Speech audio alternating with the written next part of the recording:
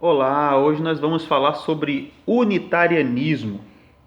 Bom, como nós já propomos no vídeo anterior, nós vamos estar falando sobre a origem da doutrina, os textos bíblicos que a doutrina ela se baseia e se existe alguma igreja, alguma comunidade que propague e ensine essa doutrina. Bom, o unitarianismo ele surge no século IV com um presbítero de Alexandria chamado Ário. E Ário negava a consubstancialidade do pai e do filho. Então você já tem uma noção que para o presbítero Ário, né, para o unitarianismo, existem duas pessoas: a pessoa do pai e a pessoa do filho. Porém, para o unitarianismo, o pai é Deus e o filho não. O pai é Deus e Jesus é uma criatura, é um ser criado por Deus. Então, o unitarianismo ele tem esse ponto bem peculiar. Enquanto que no unicismo só existia uma pessoa, a pessoa de Deus, que se manifestava de forma diferente, ora como Pai, ora como Jesus e ora como Espírito Santo, para o unitarianismo existem apenas duas pessoas: Pai, que é Deus, e Jesus, que não é Deus, é um ser criado. Bom, para Ário, né, no século IV, já no ano de 319, Ário já propagava essa doutrina, dizendo que só existia um Deus e que Jesus, aquele homem que andou, né, por Jerusalém, né, que curou, que morreu numa cruz, esse homem foi enviado pelo Pai e esse homem tinha sido criado por Deus. Segundo Ário, Jesus foi criado antes do tempo, que é uma impossibilidade, porque isso é a minha opinião, é claro. É uma impossibilidade porque na eternidade não há criação. Para haver criação é necessário haver tempo, porque é preciso haver uma ordem cronológica, né? Quando Deus fala, criou Deus o céu e a terra, existe uma ordem. Sem o tempo não há ordem, não há princípio, não há começo, não há início, né? Então, quando fala que, segundo o unitarianismo, Jesus foi o primogênito da criação, como diz Colossenses capítulo 1, versículo 15, diz assim: este é a imagem do Deus invisível, o primogênito de toda a criação. Ou seja, ele foi o primeiro a ser criado, segundo o unitarianismo, tá? Deixando bem claro aqui que eu quero ser o mais neutro possível. Então, o unitarianismo ele pega esse texto para dizer: olha, Jesus, ele foi o primogênito da criação, foi o primeiro criado. Então, para ser primeiro, é necessário haver tempo. Então, segundo Ário, Jesus foi criado antes do tempo, e isso é uma impossibilidade filosófica no meu modo de conceber. Então, Deus cria o tempo, e o primeiro ser após o tempo é Jesus. Então, Deus cria Jesus para ser um instrumento para criar todas as outras coisas. Mas por que Deus faz isso? Segundo o unitarianismo, Deus sendo perfeito não pode tocar naquilo que não é perfeito. Deus sendo eterno não pode tocar naquilo que é temporal. Deus sendo imenso e infinito não pode tocar naquilo que é finito e aquilo que se corrompe, né? Aquilo que morre. Deus sendo vida não pode tocar naquilo que iria se degenerar com o tempo. Então o que Deus faz?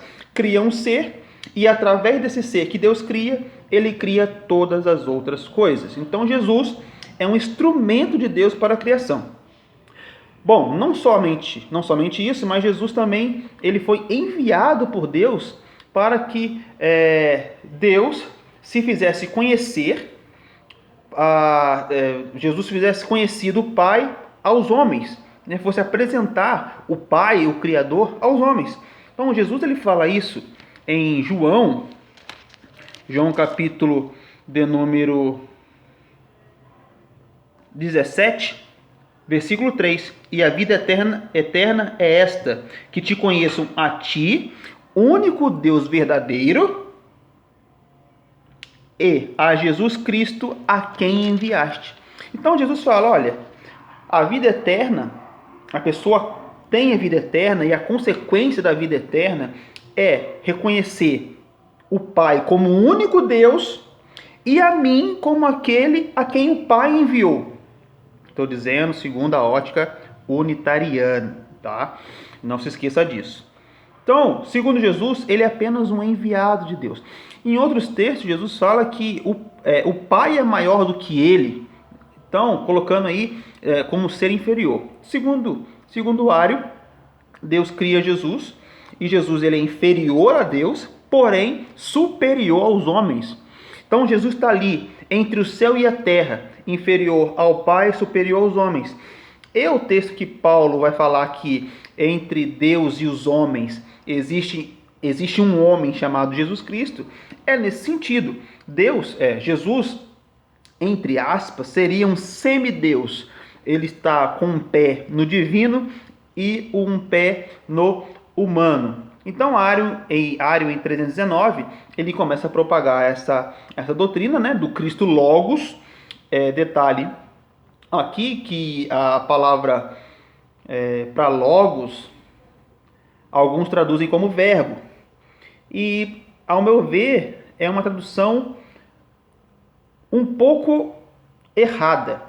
Porque quando você vai pegar João 1:1, a palavra ali, né, o verbo se fez carne, é traduzida no grego koiné como logos.